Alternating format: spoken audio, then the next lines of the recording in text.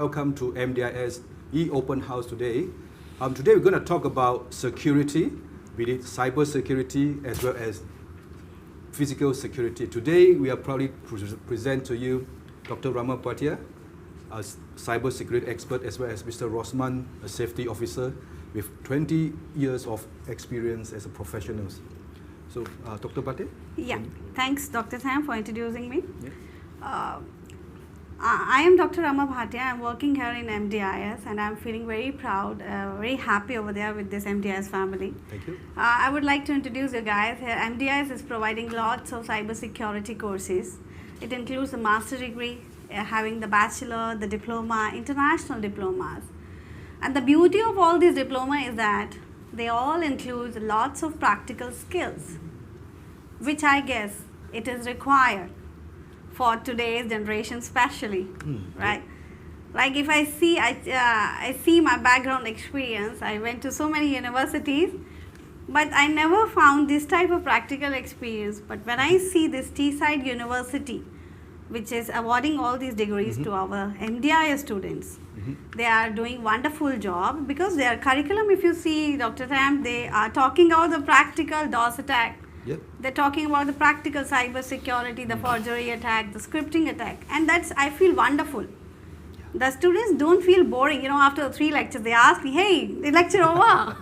So that's the beauty of the cyber security courses which is provided by MDIS, and I'm thankful for the MDIS too, because the student is getting opportunity to learn in a very ethical manner. Because there are 2 things, one is the ethical and one is the unethical. So the students don't know what they are doing right and the wrong. Yeah, it's really important to educate them what is right and what is wrong, right? Yes, yes. So here is, that's what I want to share this with everyone. The cybersecurity is the field where even the teenagers are not aware where they are moving. Sometimes innocently they are moving under some crime and they get free of cost the jail card. So that's we don't want. We want them to give you their education, but in a very legal manner and in a very legal platform. So we are giving them our own softwares, our own tools and technology in which they can do the hands-on practice. Right? They don't need to worry about that for the legality concept, and rest, yes, they will get the degrees with the knowledge, the job security and more. Yeah. How about you, Mr. Rosman, of our safety program? Okay, good afternoon to all of you, Dr. Tam and the panel. Thank you for inviting me. Basically, for our safety and health school, we have the degree in safety and health and also masters for safety and health from Bliss Beckett University. So, of course, the students will expose to a very comprehensive, holistic curriculum. And the most interesting part about this curriculum is that they can apply their knowledge. So it's application based, right? And of course, it's divided into 3 domains. The first is safety, second is health, the third is environment. In safety domain, the cornerstone module is risk management. We will teach students how to conduct risk assessment in effective manner, in terms of identifying the hazards, evaluating the risk, and of course implementing controls in order to mitigate this risk.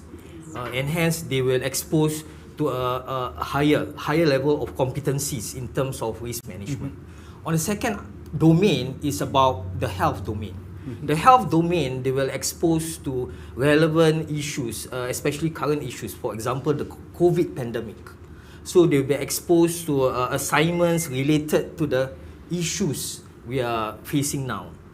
For example, the pandemic of COVID, and when me as a lecturer will give them assignments that they can apply at home, apply in terms of their studies. For example, during the pandemic, most of the workers are working at home, and hence, what are the ergonomics issues in terms of working in a different type setting of workstation, and hence they can use their knowledge to apply in the ergonomics module in terms of the health aspect. What are the health risks when they are working at home? And the third domain is about the environment. Environmental aspect, we have practical lab sessions that they can actually enhance their skills in terms of using many equipments. One of them, for example, is the noise meter. They can use the noise meter to measure boundary noise as well as workplace noise. And hence, they are exposed to the differences between boundary noise as well as workplace noise. So they know what's the differences and actually apply them by using the equipment in the lab itself. Yeah. So of course, these three domains will actually equip the person taking this course into a much better position for their career path. Okay. Oh, that's very interesting. What Yeah. about the cybersecurity programs from? Yeah, when I talk about the cybersecurity programs, the learning outcomes, if you see, the students are going to learn about hacking the human, the IoT security part, the ethical hacking, the vulnerability assessment, forensic investigation, data security, information assurance, a lot of subjects. And the wonderful thing is they are having one of the subject which is called the project at the end. So that will definitely help them. And what I realize, in between the curriculum, they have small case studies, scenario based. During, even after every lecture, they have to do. So that give them exposure, the hands-on exposure. So if I talk about the cybersecurity, that's what I know, right? As a cybersecurity people, so there are two special fields. One is the attacking, and other part is the defensing, right? So if you want to become an ethical hacker, you must know how many types of attacks are there, so that you can come to know what are the defensing mechanisms. Yep. So in between them, we are trying to teach our students the current attacks which are already in the market. Like if you see, there are lots of ransomware attack, Yep. the DOS attack, DDoS attack, Yep. cyber security in terms of the scripting, we have the cross-site scripting attack. So if you see, we are teaching them what do you mean by these attacks, and moreover, we are teaching them the countermeasures part. How to prevent it? from Yes, happening, the yeah. countermeasure will help them. Then in the future, they are going to develop the web technologies. Those web technologies should not be vulnerable with these attacks, which can damage their organization future. The one attack damage everything. So here we are trying to teach them how to live in the IoT environment, Yep. Internet of Things. Like we all are aware, around us, you see, we have lots of things. Even the shoes, even the earrings, Yep. everything is going to be digitized. And Yep. we can't say that, guys, we cannot live in the digitized environment. Because it is the future. Yep. We all aware IoT includes lots of stuff. It may be the wireless sensor, the networks, the various technologies, any of the objects around us. So here we need to deal the risk associated with them. So how to deal with those security risks? We are guiding our students that how to create a proper framework for our software quality management. So those IoT security architecture include lots of stuff. IoT operating system, Yep. data security, IoT security, and more. So here the winning game is we are making our team of a defensor, not the attacker. The criminals are increasing day by day. Yep. First of all, I want to share with you guys what is the weakest threat in our digitized environment. The weakest threat is, we all, humans. Yes. Of course. Yeah, whatever the technology you make, right? I have my access card. I pass it to someone else because I know what's the damage is going to do after that. We don't know. So we need to teach them in a very ethical manner what are the rules, regulations, laws, how to prevent the society from these social engineering attacks, which everyone are in this jam. Yeah. So that's what I want to share. Yeah. So it seems that our programs prepared well for the industry. So what are the career prospect for this graduate, for our graduates, Mr. Osman? Okay, for the safety and health aspect, they can venture into three career paths. Okay, first is becoming a safety officer. Of course, managing a site, and of course they can be promoted to a safety manager. So in terms of managing a site, making sure the workplace is safe and reducing the accident rate. So that is one function, one career path they can take into. The second career path is safety auditor. They can become a safety auditor and of course enhance their career path into a principal safety auditor. In that sense, their job scope entails them to perform audits safety management audits, ISO 45000. They also can perform ISO 14001 audit, environmental management system. And hence, this is another path they can lead into as a safety auditor. The third path is, of course, teaching, training, become a safety trainer and a senior training manager, and hence they can also develop their competency in terms of course management, course developer, and there's a lot of opportunities in terms of training and becoming a course developer. So the career aspect is plenty. And of course, on average, safety officer earns about a medium salary of 6,000 for a construction industry, and oil and gas can reach to 8,000. And of course, they can also venture into outside the Singapore in terms of international exposure, becoming a regional safety and health, managing different countries, and hence their portfolio is higher, and of course they can earn at least a medium salary of 15,000 per month because of regional, because they are managing different countries in terms of safety and health. And of course the career path is plenty because our degree is been recognized by MOM, is accredited, and of course they can have a license, and with this license they can practice their license. It's a requirement in Singapore to have a license, safety officer license, for most workplaces, high risk workplaces. And of course the next interesting part and the best benefit of this degree is that it's IOSH accredited, and hence is internationally recognized. Oh, yeah, that's really important. Great. Right? Yeah. So what about the career for the cybersecurity part? Yeah. For the cybersecurity part, the students will have opportunity to become a security analyst, the chief information security officer, which is a highly paid nowadays. They can make their own consultancy. They can become the forensic investigator. Like, it is not only IT related. If some crime has happened, I would use this term, the murder and all, right? Everyone need these cybersecurity specialists. So they can become the forensic investigator, they can become the crime investigator, security analyst, and there are plenty of jobs available. And what I know, right, the packages are, guys, like around $100,000 per annum. I know about this. Initially the guys are having, I think, we discussed with Rosman previously also, right, about this. So lots of opportunity, and it is really very interesting. Even I found the kids are digitized, you know, they want to learn this. So it's fun with joy. Yeah. So we're living in the COVID era now. Do you think COVID will impact the safety jobs, or the digitalization will impact the career prospect of the safety officers?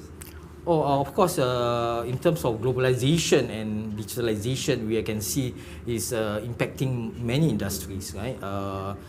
We are living into a more digitalized world, and of course safety domain have leverage on digitalization in terms of augmented reality and visual reality, and hence when the safety landscape adopted this technology is for the benefits of the safety professionals, so that they can enhance their competency using AR and VR augmented reality tools and gadgets to enhance their competency. For example, where they can use this to identify hazards, different type of hazards in the augmented reality, and they can twist and turn the hazards to suit the different environment they will face in the augmented reality. And hence, I think that digitalization has placed a great impact to the safety landscape. And of course, digitalization also take into many folds in terms of QR coding, where lifting equipment has been QR coded so that they can facilitate easier, inspection regime for the safety officers.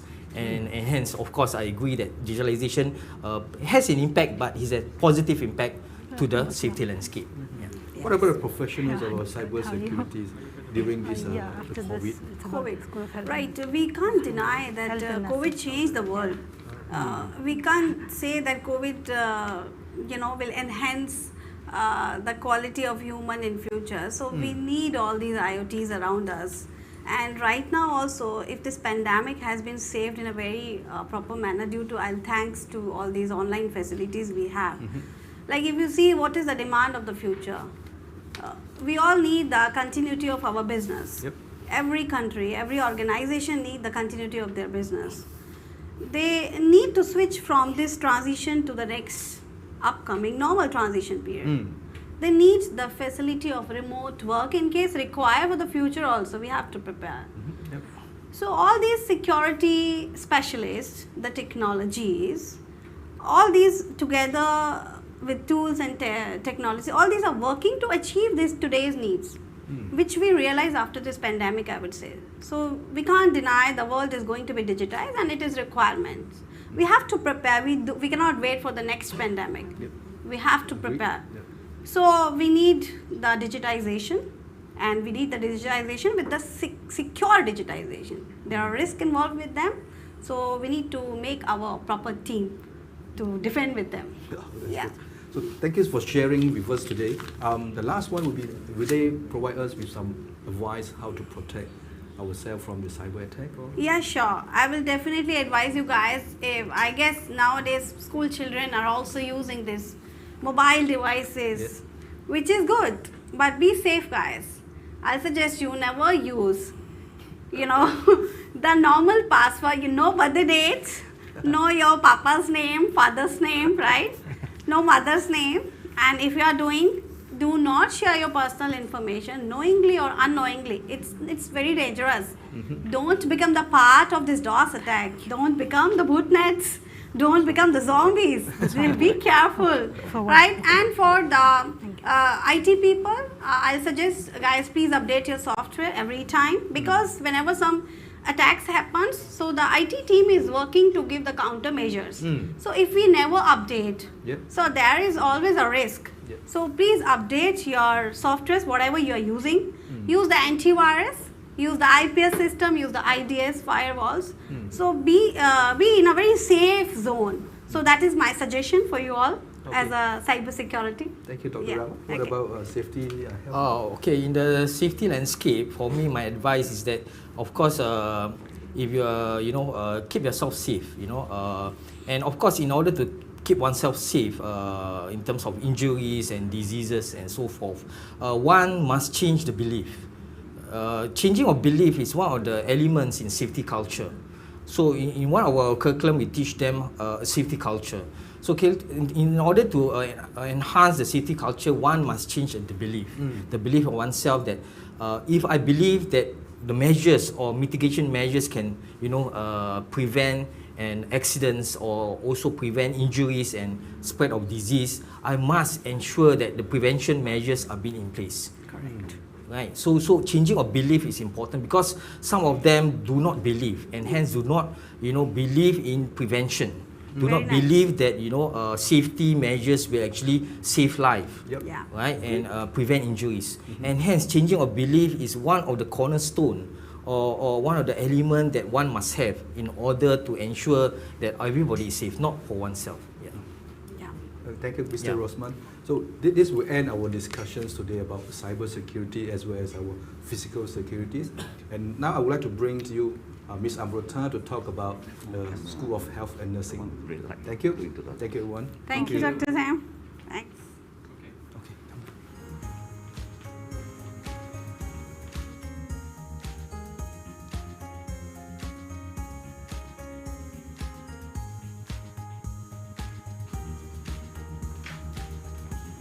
So into the red light camera.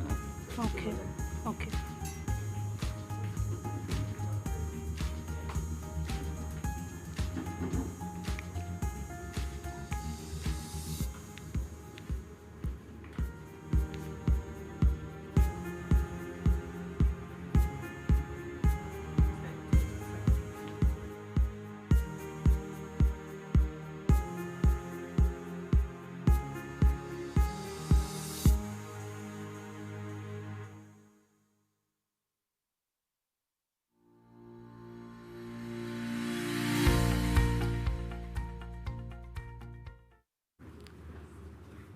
Hi, good afternoon one and all. Welcome back to MDIS e-Open House. Thank you for tuning in. I am Amrita from School of Health and Nursing. Today we are going to present to you on why a career in healthcare sector is so important and present to you an overview of various healthcare programs offered in MDIS for both beginners who wish to have a career in the healthcare sector and for those students who aim to progress further. Well, a career in healthcare sector gives you an opportunity to be on the front lines of ever-evolving and challenging healthcare landscape. The present healthcare delivery is very complex as it involves many recent advances like health informatics, technology, and most importantly, a multidisciplinary approach. That is not just doctors and nurses, but a whole team of health administrators, leaders, public health and allied health professionals are all important for effective healthcare delivery, for which our programs are catered to. And again, the present pandemic situation around the world, reporting with 2.3 million deaths, is demanding more and more healthcare professionals to come on board. With increase in aging population across the world, requires more and more healthcare services, more healthcare professionals. According to World Health Organization, it is projected to have the world's population is going to be double over 60 years by 2050. In addition, with increase in aging population, it's often associated with increase in chronic diseases like hypertension, diabetes, stroke. All of these requires more healthcare services, for which there's a huge demand for healthcare professionals out there. Well, looking at the facts of employment opportunities, the career scope in healthcare is exponentially rising and is projected to have 2.4 million new jobs according to United States Bureau of Labor Statistics. It also presents that 6 out of 10 fastest growing occupations are related to healthcare. Coming to the Singapore context, the Ministry of Health recently announced that 9,000 healthcare positions are to be created over the next 16 months. In addition, there are a lot of training opportunities out there in the healthcare domain as well.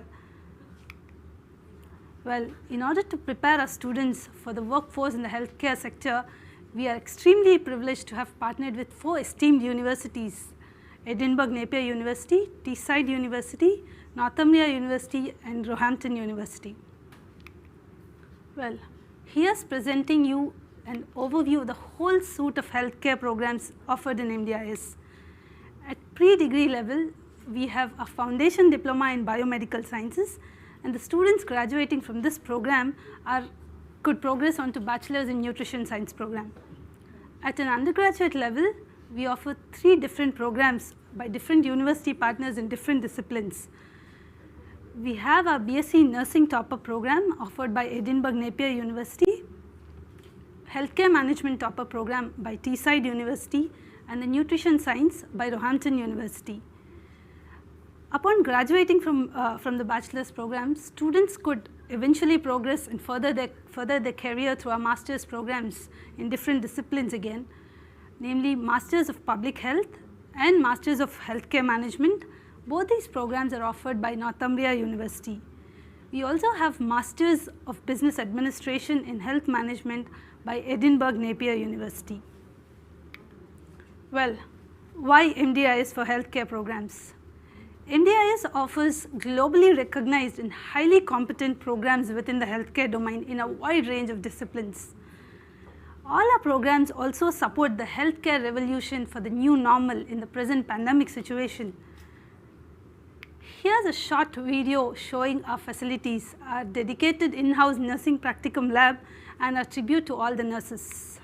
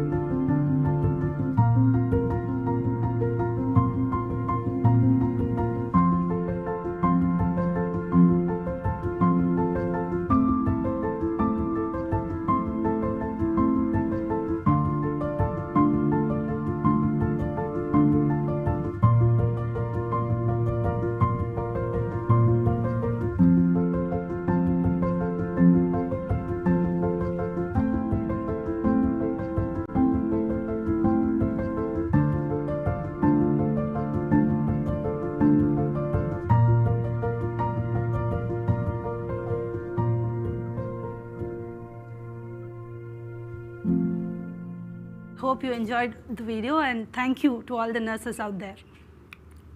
Well, a BSc in Nursing Topper program is offered by Edinburgh Napier University, ranked the first modern university in Scotland.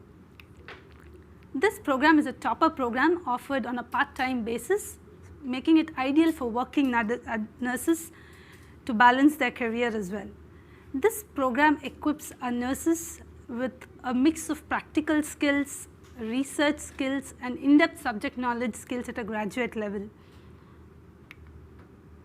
For the Healthcare Management Topper program, this program is ideal for those students who aim to have a career in the administration aspect of healthcare industry. Again, this is a topper program offered in both full-time and part-time basis to suit working adults who are looking for a career switch or upgradation. This program helps students to develop a global mindset in the healthcare sector with many innovative modules and encompass the current scenarios and issues of the healthcare sector. This helps students to progress from an associate level to a senior levels like executive level and so on and so forth. Our nutrition science program is offered by Roehampton University. This program is for those students who wish to embark on a career in the nutrition sector, again with a lot of opportunities in the present day in hospitals, fitness sectors, consulting sectors, and food manufacturing industries. There's a lot of demand for this program out there. This program helps students to develop a broad-based and contemporary education in the nutrition. And a unique feature is the graduates from this program would be able to register as nutrition members with Singapore Nutritics and Dietetics Association. Here's an interesting fact shared by Ministry of Manpower. It is reported that about 6,700 opportunities were offered in the food manufacturing sector amidst the COVID pandemic. Coming to the master's program, our Masters of Science Public Health program is ideal for those students who are fascinated to implement a better health across the entire population. On the other hand, MSc Healthcare Management program is ideal for those students who are interested in the business aspect of healthcare, for those who wish to lead and manage healthcare organizations. This program is for those students. And the other master's program, that's Master of Business Administration Health Management program, is offered by Edinburgh Napier University. This program is more business oriented with a focus on healthcare related modules. This program is offered completely online with the support of MDIS through our value add sessions to our students. It gives an opportunity to interact with students across the world through the virtual learning environment. Well, with these programs, our students could have a great career with lots of opportunities out there and have a great career which is both rewarding and fulfilling to improve the human life and overall health and well-being. Thank you for your time and have a great day ahead. Thank you.